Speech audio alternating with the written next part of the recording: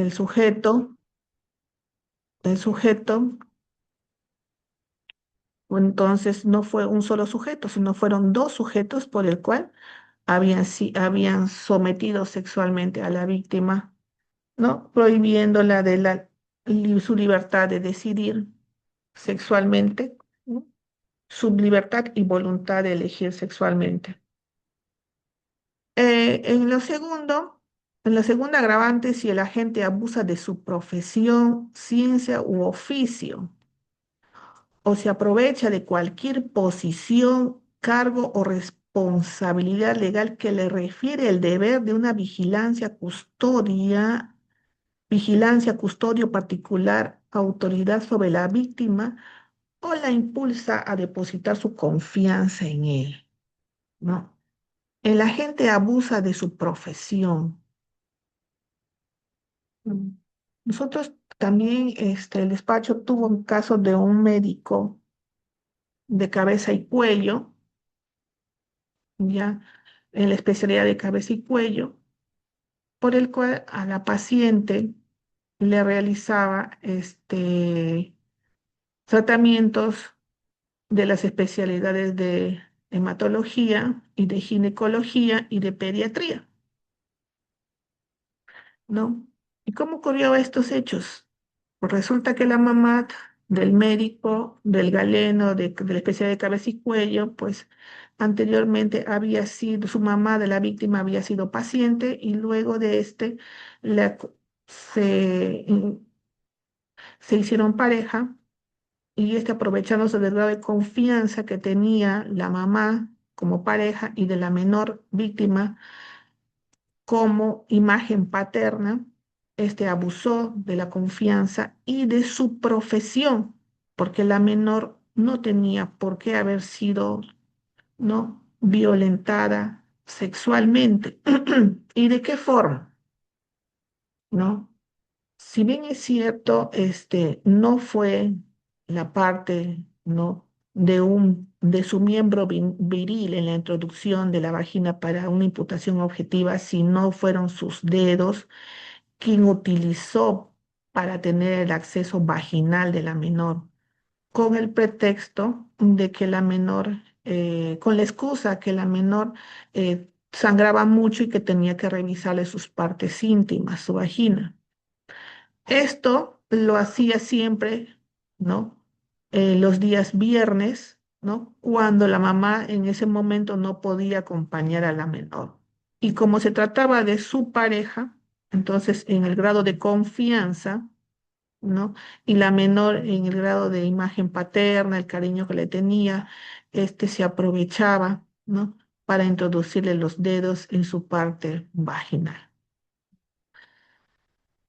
De esto se hizo la consulta ante el colegio médico si realmente el médico de cabeza y cuello, ¿no?, era coherente con respecto a este tipo de tratamientos o actos médicos, ¿no? Que si es que era ético que realizar ese tipo de tratamientos a una menor en el caso, ¿no?, de que ella sufría, ¿no?, un problema de sangrado vaginal.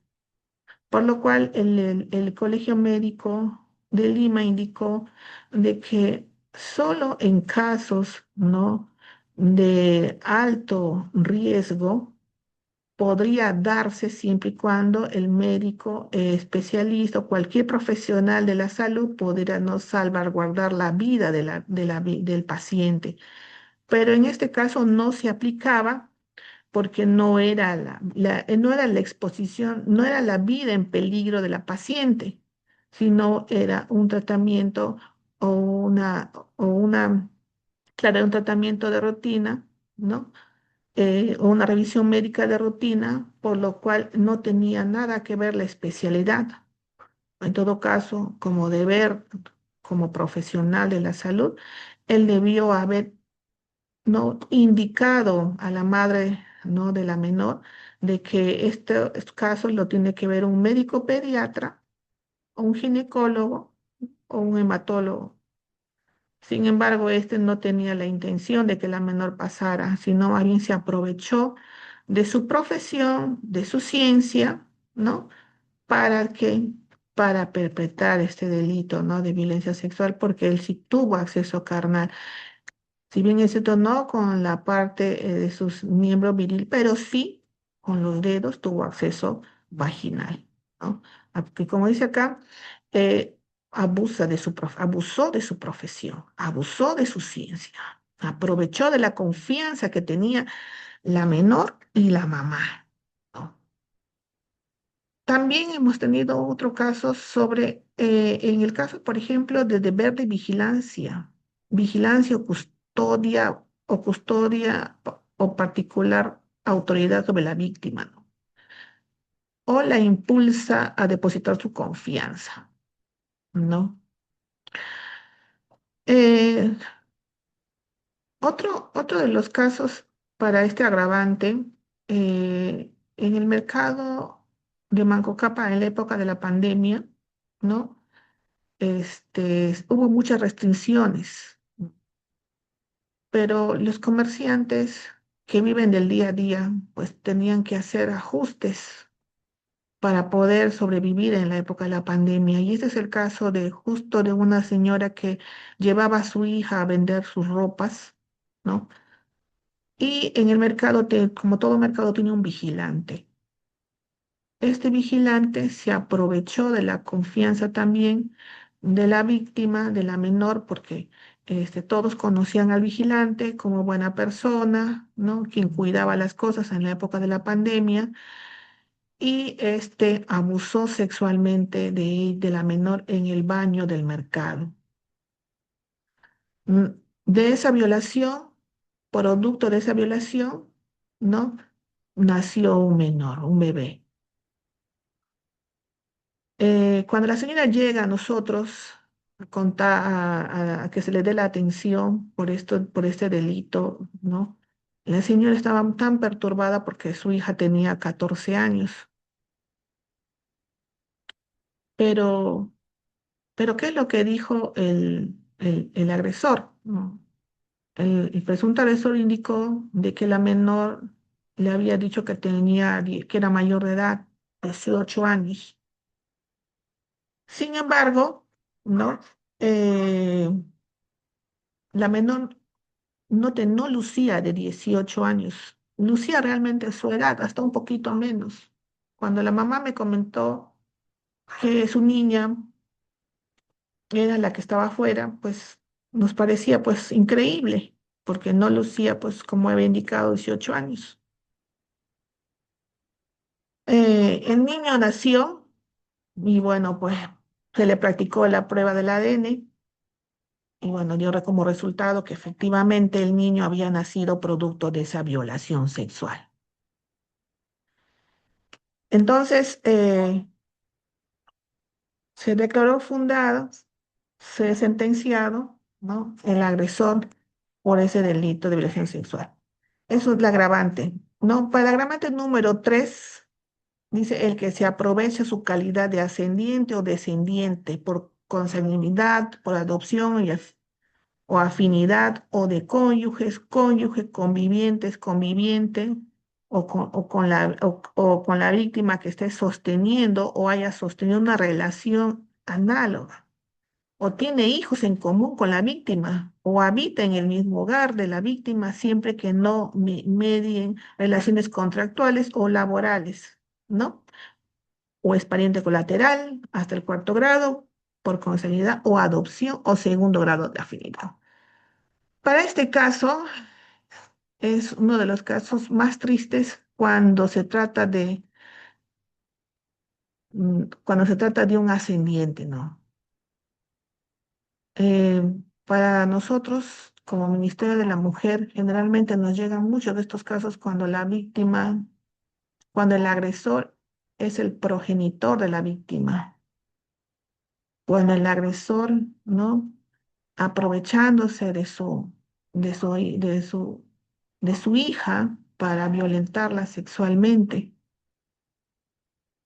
Y esto es una violencia progresiva en el sentido que ¿Por qué progresiva? Porque primero empieza con tocamientos,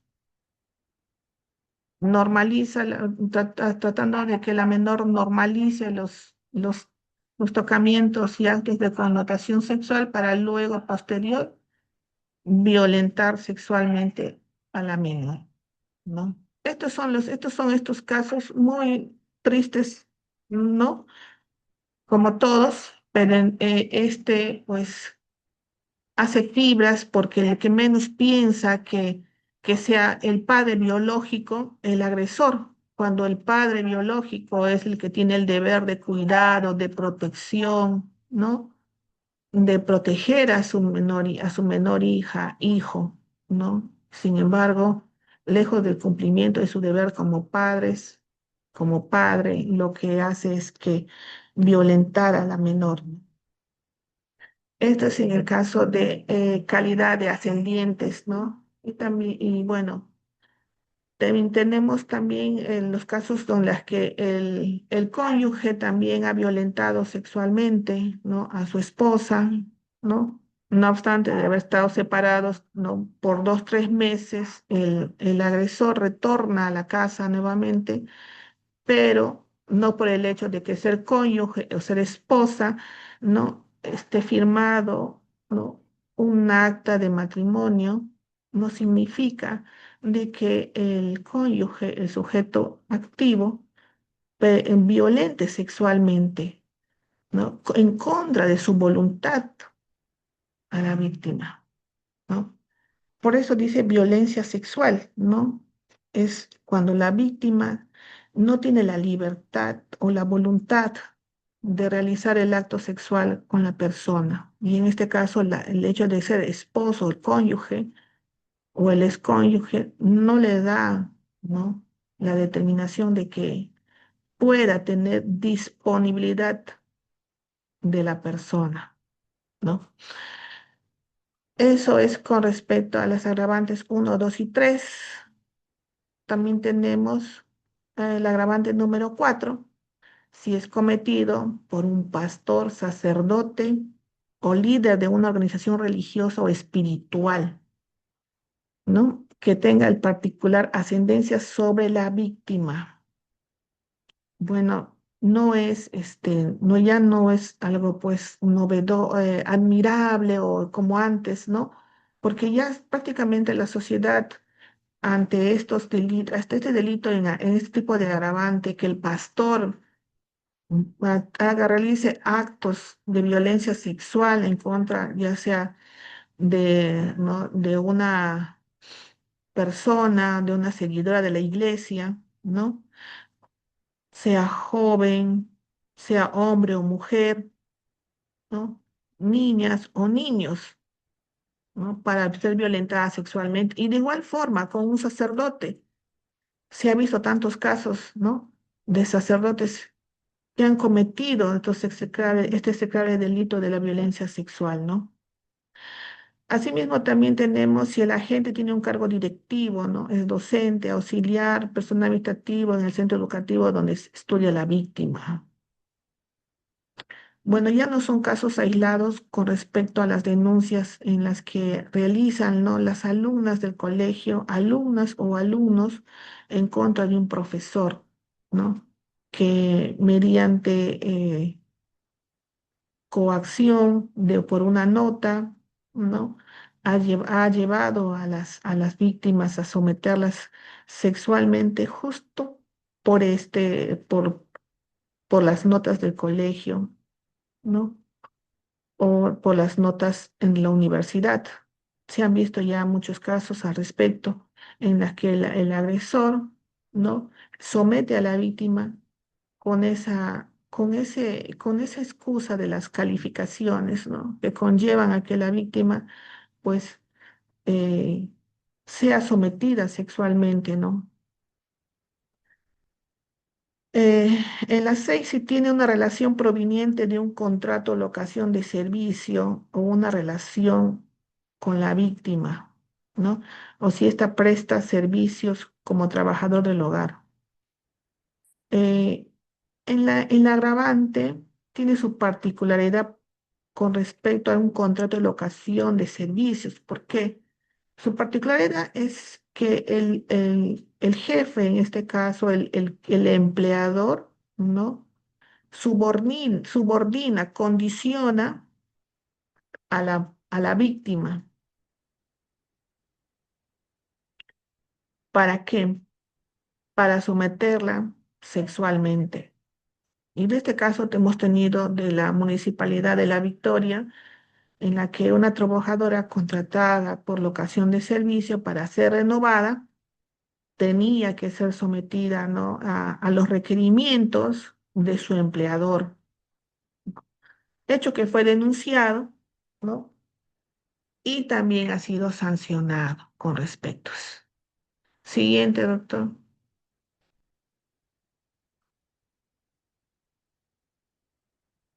Siguiente.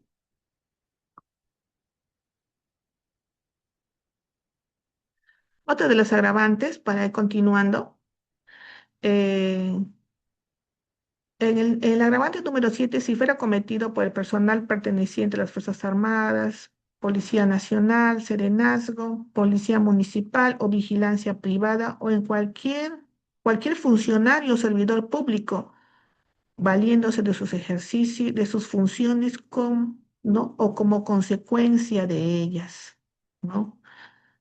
También hemos visto, hemos tenido, ¿no? que una víctima fue a interponer una denuncia por el delito, perdón, por violencia psicológica, ¿no?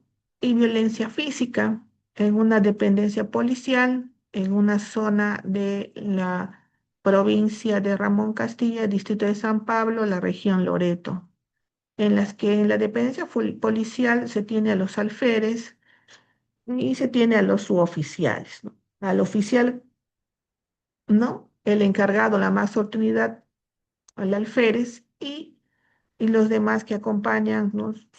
Suboficiales como técnico, como brigadier y suboficial de primero, segundo y tercero. Y en este caso, obtenía estando de turno, ¿no? Un efectivo, la señora o la señorita en este caso se acercó a que había sido víctima de violencia física y psicológica por parte de su pareja, para lo cual el efectivo policial, ¿no? le hizo esperar, porque ella se fue a las 8 de la noche, y a las 12 de la noche, cuando todos ya estaban en sus habitaciones, se quedó a solas con el efectivo policial y siendo aprovechándose de la víctima para violentarlo sexualmente, haciéndole creer que es parte de la función de un efectivo policial. Lamentablemente en las zonas de la selva, como no se tiene conocimiento al respecto, ¿no? a estos comportamientos, la víctima considera que es parte de función de un policía, de un efectivo policial. Y esto digo por qué, porque la víctima no denunció en ese momento, ella denunció 3 años después cuando ella comparte esa experiencia y le indican de que eso no es un procedimiento por parte de los efectivos policiales. Eso no es un procedimiento, ¿no? Eso es lo que se ha cometido es un delito de violación sexual. También el otro agravante, ¿no? Si el agente tiene conocimiento de ser portador de una enfermedad de transmisión sexual. Cuando ingresé a trabajar para el Ministerio de la Mujer, me recibió un caso, justo un caso prensa, donde la víctima era una menor de edad de 12 años que había sido violentada sexualmente por el abuelastro, por el padre de su padrastro, ¿no? Lo que determinó para que el juez, para que el colegiado le dé cadena perpetua, fue determinante, fue que la menor padecía de papiloma humano. Producto de la violación sexual fue contagiada por esta enfermedad. Al descubrirse la enfermedad de la menor del papiloma humano, también se le hizo la prueba al procesado y dando positivo, razón por el cual fue sentenciado a cadena perpetua, ¿no? El, el abuelastro de la menor, víctima de violencia sexual. Lo otro de acá tenemos en el 9, si el agente a sabiendas comete una violación sexual en presencia de cualquier niño o niña o adolescente, ¿no? En estos casos, generalmente pasa pues cuando es el cónyuge en la agravante número, ah, en la agravante número 3, en la agravante número 3, ¿no? Es cuando perpetra este delito frente a los menores, ¿no?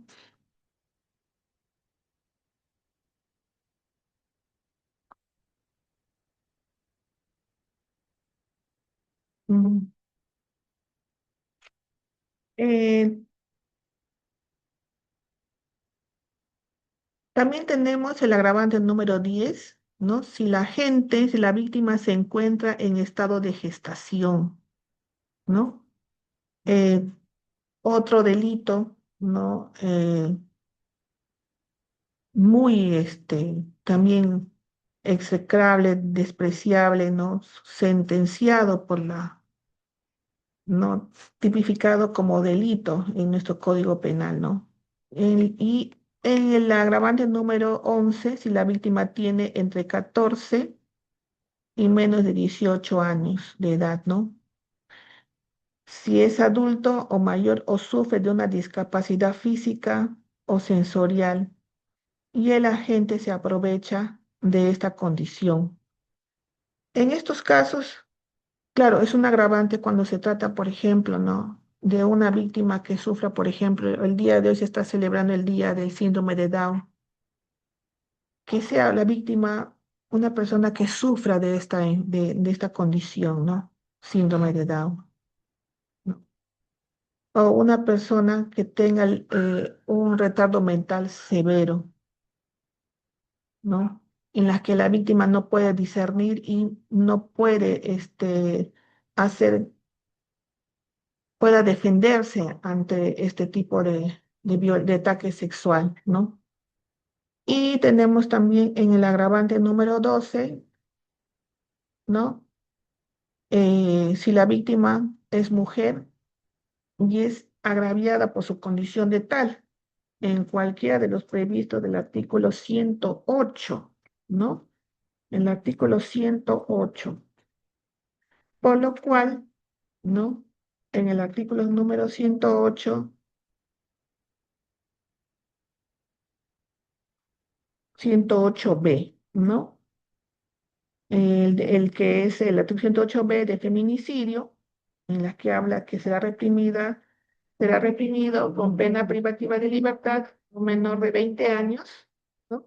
El que mata a una mujer por su condición de tal o cualquiera de los siguientes contextos, ¿no? Violencia familiar, coacción, hostigamiento o acoso sexual, ¿no? Abuso de poder, confianza o cualquier otra posición o relación que le confiere la autoridad a la gente, o cualquier forma de discriminación contra la mujer, independientemente de que exista o haya existido una relación conyugal o de convivencia con el agente, ¿no? Por el cual habrá una pena privativa de libertad no menor de 30 años, ¿no? En cualquiera de otros agravantes, ¿no? Ya como hemos hablado acerca, ¿no? Si es menor de edad o mayor, si la víctima se encuentra en estado de gestación. Es prácticamente casi lo mismo con respecto a los agravantes del artículo 170, ¿no? De la violación sexual. Y el número 13 de las agravantes del artículo 170, tenemos si el agente actúa en estado de ebriedad, con presencia de alcohol en la sangre o en proporción mayor de 0,5 gramos litros, ¿no? O bajo efecto de drogas tóxicas, estupefacientes o sustancias psicotrópicas o sintéticas que pudiera alterar el estado de su conciencia. En este caso, en el agresor, para perpetrar este delito, pues, ¿no? Eh, Tendré que estar bajo los efectos, ¿no? De algún estupefaciente, ¿no? Estado o estado de ebriedad para perpetrar. Es lo que le hace la particularidad a este agravante, ¿ya? Eh,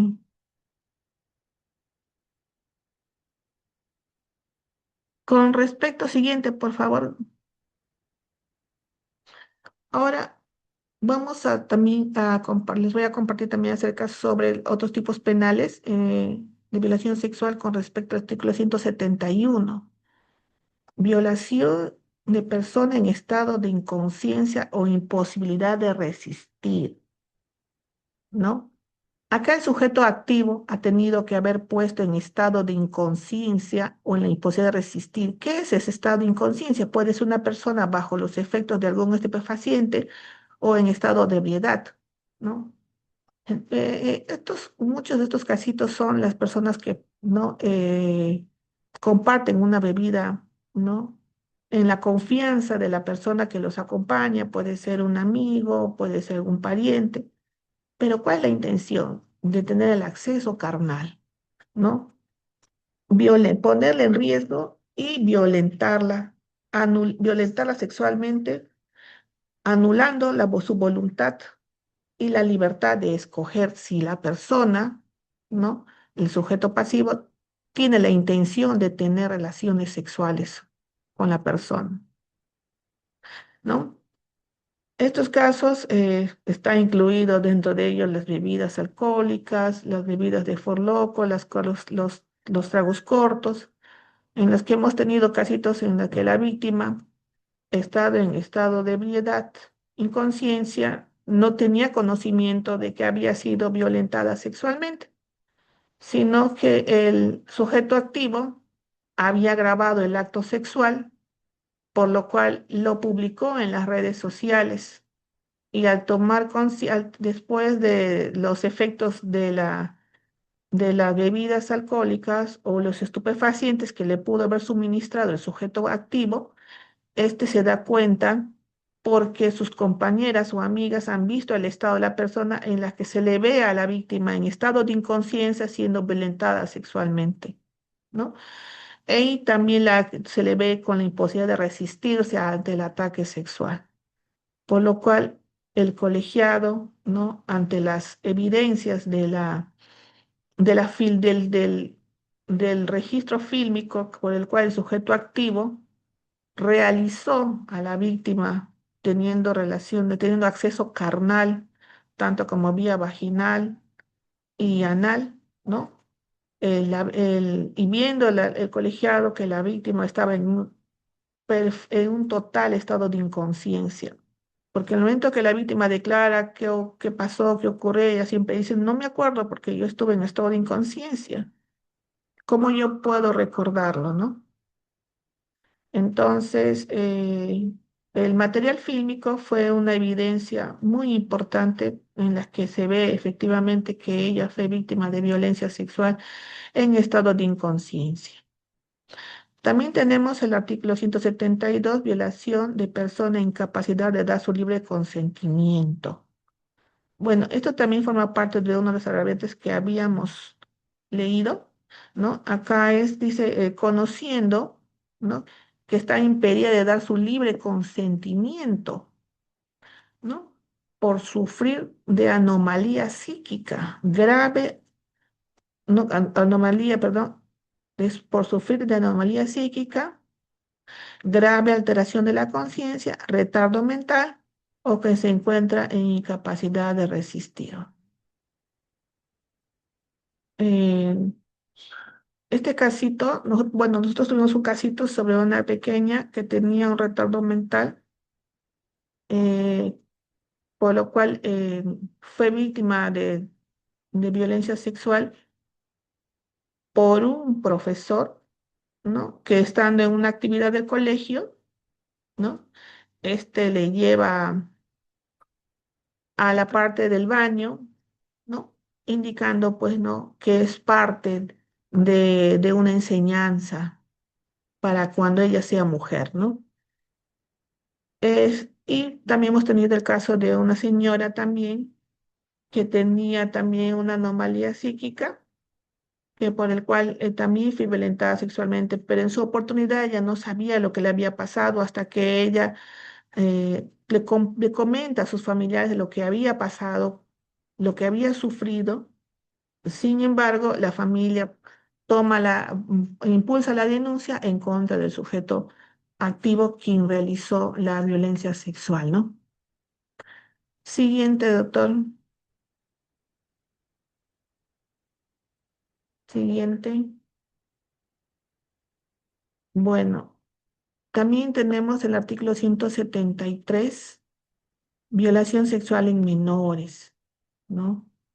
El que tiene acceso carnal por vía vaginal, anal o bucal o realiza cualquier otro acto análogo, ¿no? Con la intención de un objeto o parte del cuerpo por alguna de las dos primeras vías, ¿no? Con un menor de 14 años, ¿no? Será cadena perpetua.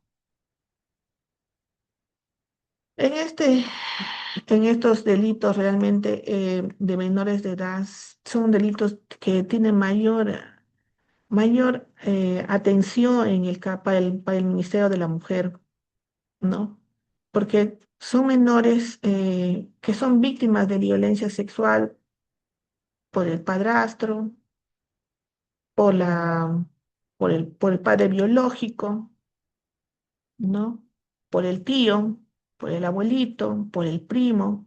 En la época de la pandemia, cuando los centros de emergencia mujer cerraron, ¿no?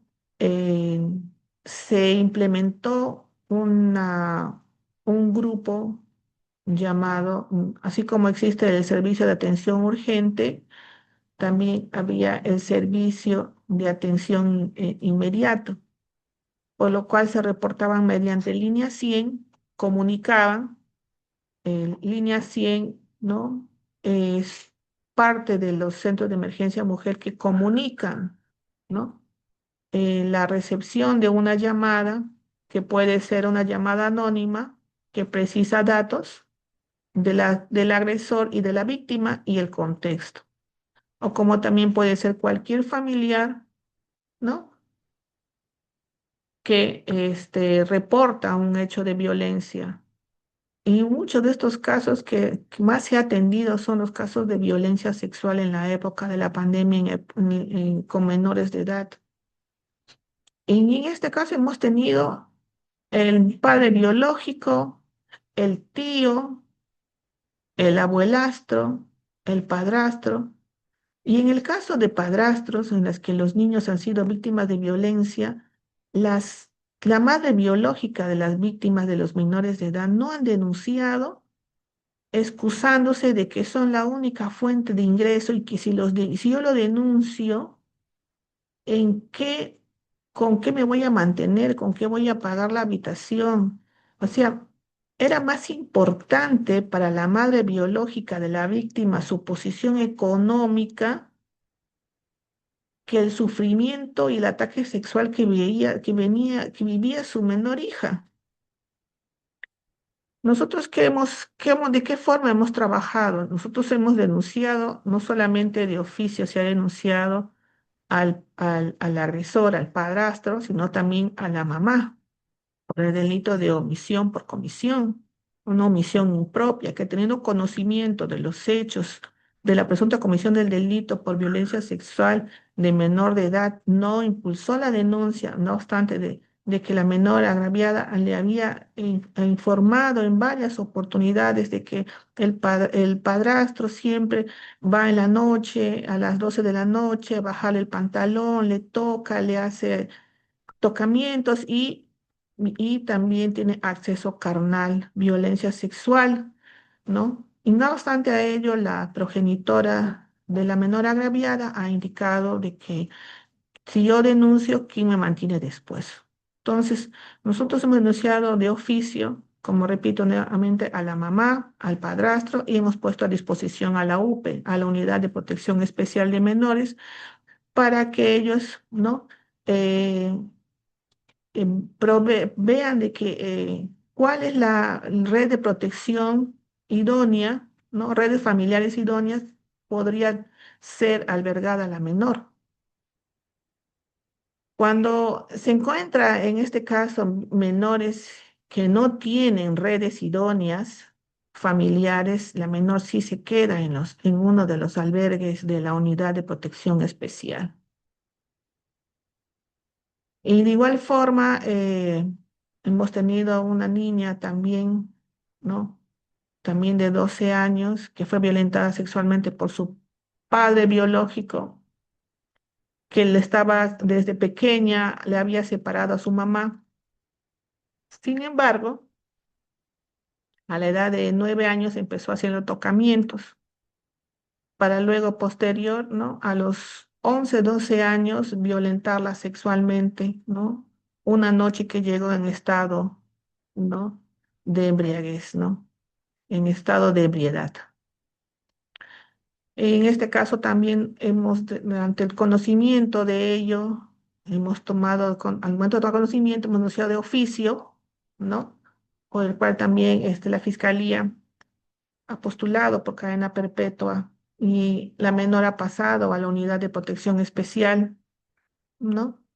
Y como no tenía también redes no idóneas de familiares, también ha sido albergada en un albergue, ¿no?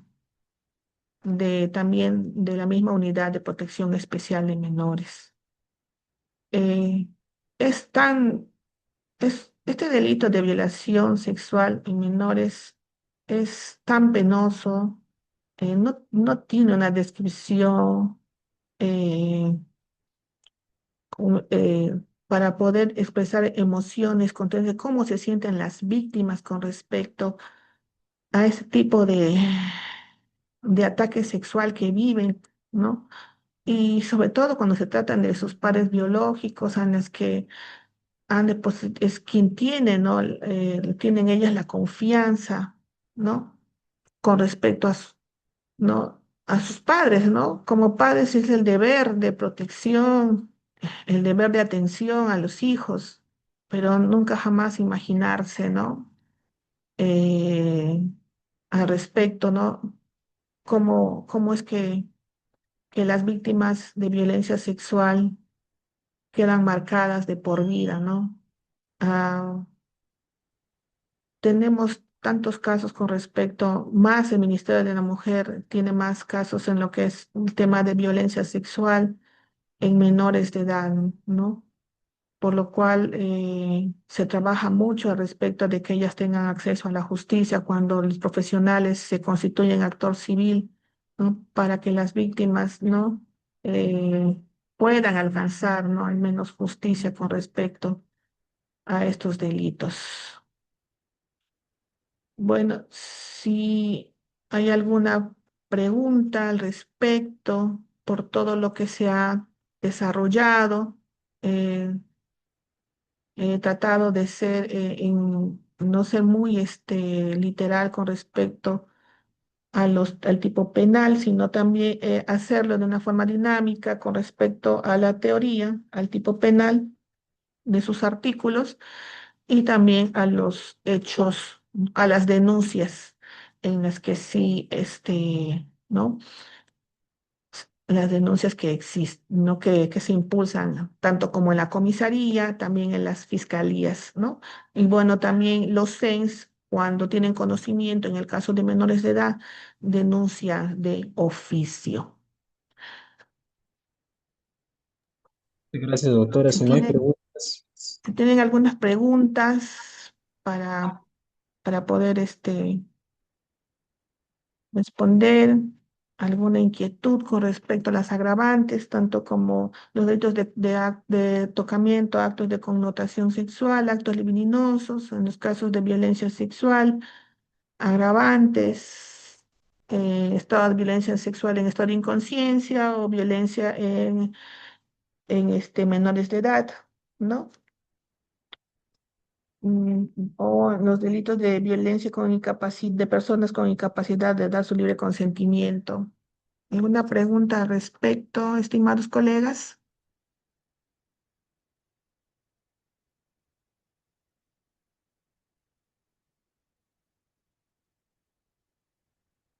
¿Alguna pregunta al respecto?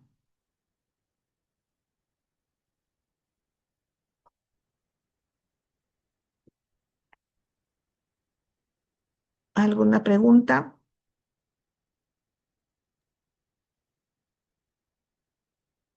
En el chat no tenemos ninguna pregunta, doctora. Parece que ha quedado clara su exposición. Viendo que no existen más preguntas. Bueno, no hay ninguna pregunta en el chat, pero doctora, yo sí tendría una pregunta, ya que usted tiene más conocimiento en la situación especializada de violencia sexual, ¿no?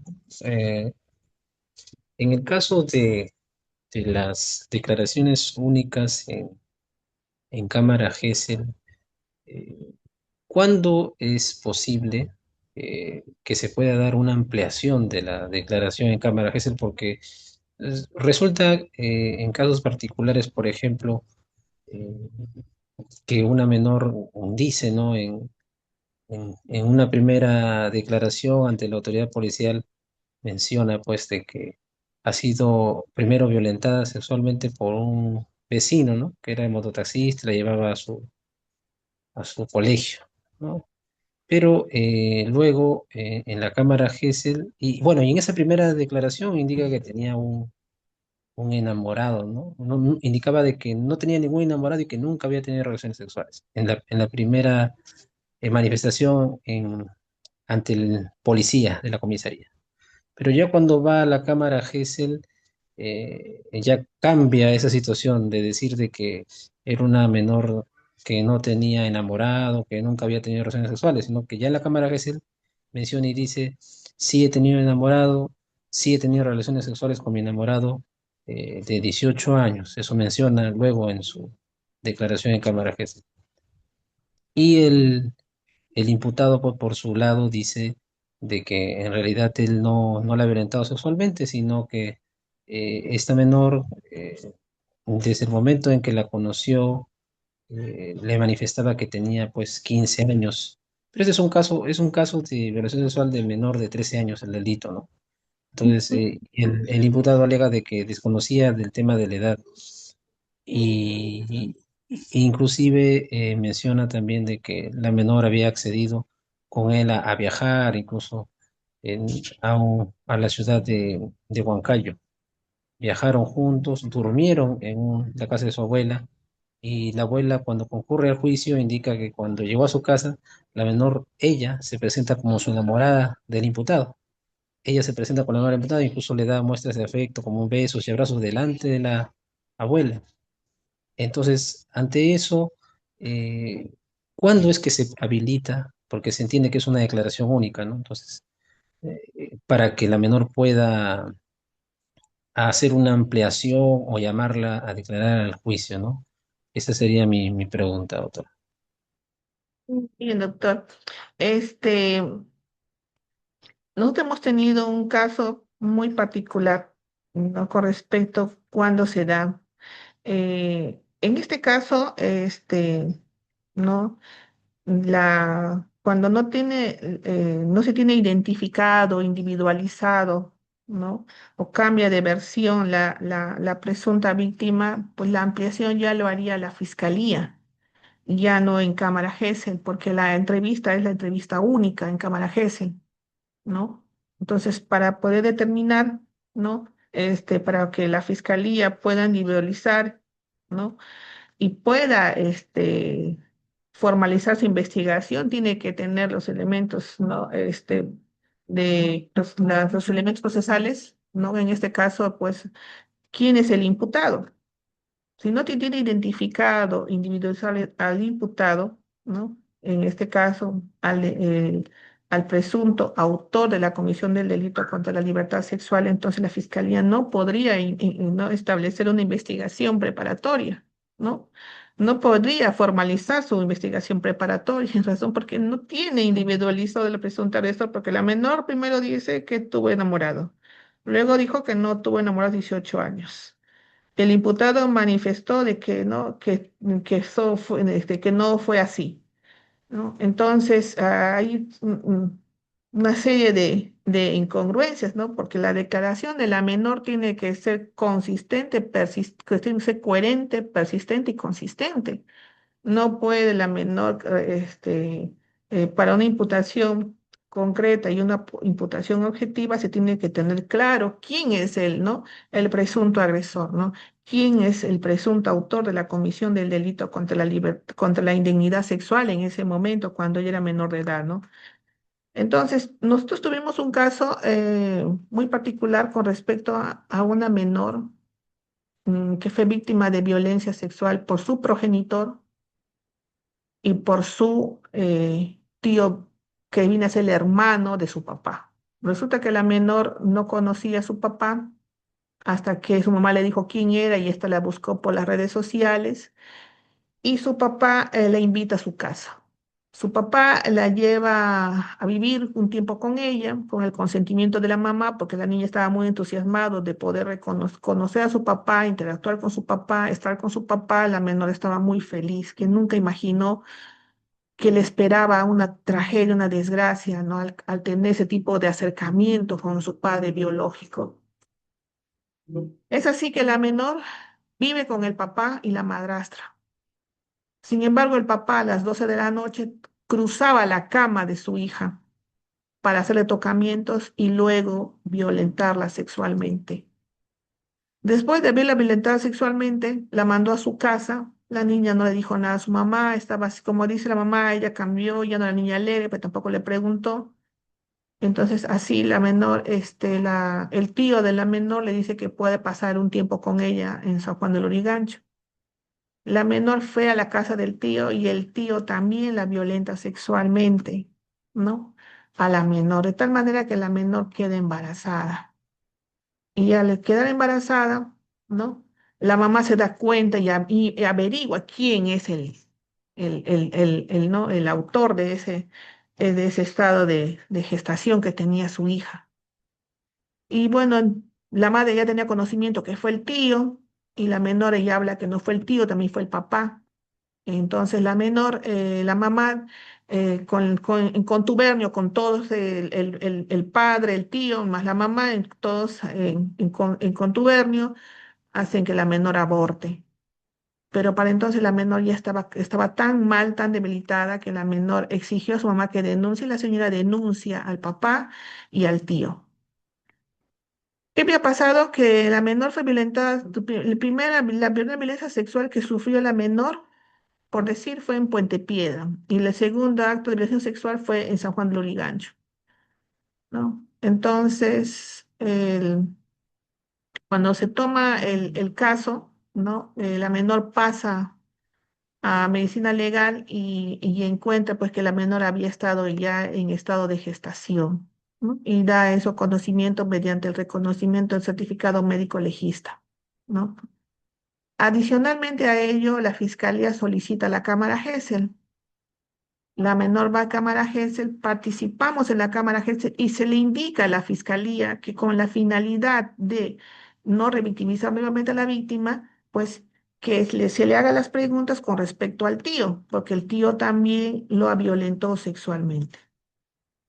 Por el cual la Fiscalía indicó de que por un tema de jurisdicción, nos dijo que tenía que ya pasar nuevamente en Cámara Gesell. Entonces, nuevamente se le explicó, se le indicó que conforme la ley 30364 y su reglamento señala que evitar la no revictimización, ¿no? Las instituciones están en la obligación, ¿no? De evitar que la víctima esté reviviendo nuevamente el relato de los hechos, ¿no? Al momento de la entrevista única de Cámara Gesell. Ante ese pedido, ante la existencia, efectivamente se hacen las preguntas con respecto al tío y se hace todo un pliego de preguntas con respecto al tío después de haber pasado la ronda de preguntas con respecto al papá. ¿Ya? No obstante que la Cámara Gesell, la entrevista única giró con respecto a los hechos de violencia, cuándo y cómo, cuántas veces, en dónde, ¿no? De la Cámara Gesell con respecto a los hechos, a la imputación, ¿no? De violencia sexual, pero no con el sujeto activo, su padre biológico. Posterior a ello, como se parte en dos, porque la parte de la denuncia del tío, la fiscalía traslada, no la denuncia, con respecto al tío se inhibe y pasa a la fiscalía de San Juan de Origancho, pero con la acta de la entrevista única de Cámara Gesell. Sin embargo, a la Fiscalía de San Juan de Lurigancho no le fue suficiente y no le pareció suficiente que, por lo tanto, tratándose de que la Fiscalía de San Juan de Lurigancho sería una entrevista a cámara, una entrevista única, pero para la jurisdicción de San Juan de Lurigancho. Razón, motivo que sustenta de esa forma la Fiscalía para, ¿no? En este caso, para que se realice la entrevista única de Cámara GC, pero para la jurisdicción de San Juan de Lurigancho, en el caso del tío biológico de la menor, por el cual ella ya había relatado los hechos y en el acta constaba sobre las preguntas con respecto a los hechos de agresión y ataque sexual que había sufrido con su tío biológico, ¿no? Y bueno, todos esos elementos al final, por su particularidad realmente asombrosa con respecto a que primero el papá violenta a la menor, y luego el tío, bueno, para al final el colegiado pues no determinó pues cadena perpetua para ambos, que al final eso fue el fin de todo lo que la menor había sufrido con respecto a sus padres. Entonces, estado en su pregunta, doctor, ¿no? La Cámara ejerce por su propia naturaleza dentro de la ley 3364, lo que se evita es la revictimización, ¿no? Y si bien es cierto, todos los casos de violencia sexual tienen sus propias particularidades, ¿no? Sus propias, sus propios contextos, ¿no? Sin embargo, la Fiscalía, al menos para la ciudad de Lima, no ha previsto, ¿no? de que se realice una nueva cámara GESEP con la finalidad de individualizar o identificar, ¿no? el presunto agresor, toda vez de que el contexto existe, ¿no? Pero sin embargo no está identificado el agresor o no se ha individualizado, ¿no? Entonces, en ese caso, la Fiscalía lo que hace es una ampliación de declaración, ¿no? Por el cual también participa la Fiscalía de Familia por tratarse de una menor de edad, ¿no? En este caso. Esa razón, que particularmente en los casos de violencia sexual, la Cámara GESEL no ha habido una ampliación en forma específica en sí, ¿no?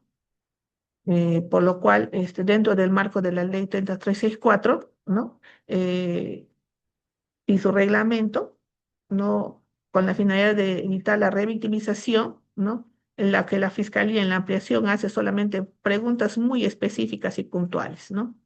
Y nada más con respecto a lo que es lo que se busca es determinar, individualizar el presunto agresor y con respecto al relato de los hechos, no es lo que queda firme, porque si no también estaríamos hablando de la indefensión de la parte de la parte imputada, ¿no? La defensa técnica inmediatamente pues observaría al respecto, ¿no? De que la declaración de la víctima pues en una primera declaración de cómo dice A y luego dice B y luego dice C.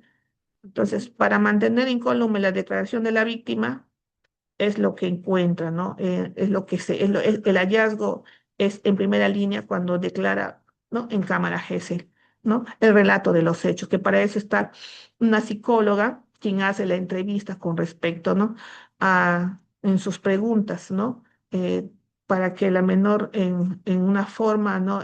Más tranquila pueda relatar los hechos sin la presencia, ¿no? de los sujetos, en este caso, ¿no? La Fiscalía de Familia, los abogados, tanto como de la parte agraviada, la defensa técnica, ¿no? Del imputado, ¿no?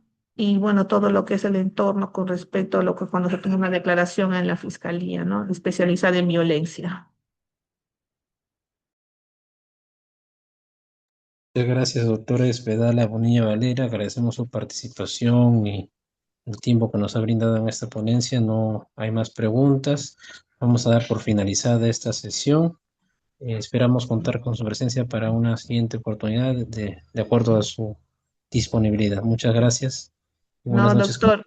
Yo antes. agradecerle por esta oportunidad, estoy con una inmensa gratitud por darme, ¿no?, esta oportunidad para la redundancia y yo encantada de poder apoyar, ¿no?, nuevamente en poder brindarles ¿no?, eh, todo lo que correspecta dentro de esta especialidad, lo que es el delito contra la libertad sexual o indemnidad sexual en caso de menores. Muy agradecida, doctor, y con todos los participantes. Que tenga buenas noches y gracias. Buenas noches, doctora. Muy buenas noches con todos los presentes. El día de mañana tenemos una sesión a las 8 de la noche. Se les va a remitir el enlace a sus números de celulares. Muchas gracias. Buenas noches con todos.